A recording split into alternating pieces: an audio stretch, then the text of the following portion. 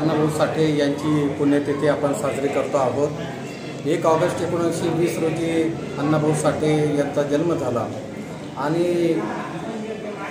18 जुलै 1969 मध्ये ते आपल्याला सोडून गेले।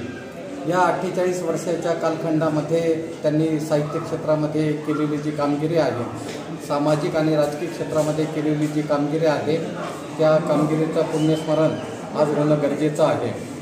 1.5 दिवस शाळेमध्ये गेलेला माणूस फकीरासारखी अतिशय वास्तववादी कादंबरी लिहितो आणि जो अशिक्षित माणूस आहे या माणसाला मात्र डॉक्टरेट ही पदवी दिली जाते।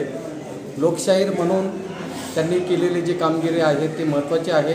साहित्यिक म्हणून केलेली कामगिरी ती अतिशय महत्त्वाची आहे।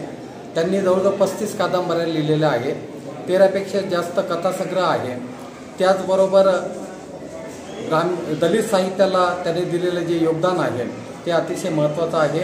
आपल्या साहित्यामधून जो कामगार आहे, जो दलित आहे, जो सर्वसामान्य आहे, त्याचं चित्रण साहित्यामधून आलं पाहिजे, हा लोकशाहीर अण्णाभाऊ साठे यांचा मानस होता।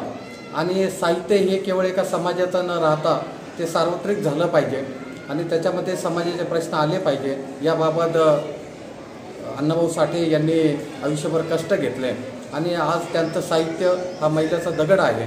त्यामुळे या आजच्या प्रसंगी त्यांच्या साहित्याचं स्मरण होणं, त्यांच्या कार्याचं स्मरण होणं ही गरजेची गोष्ट आहे।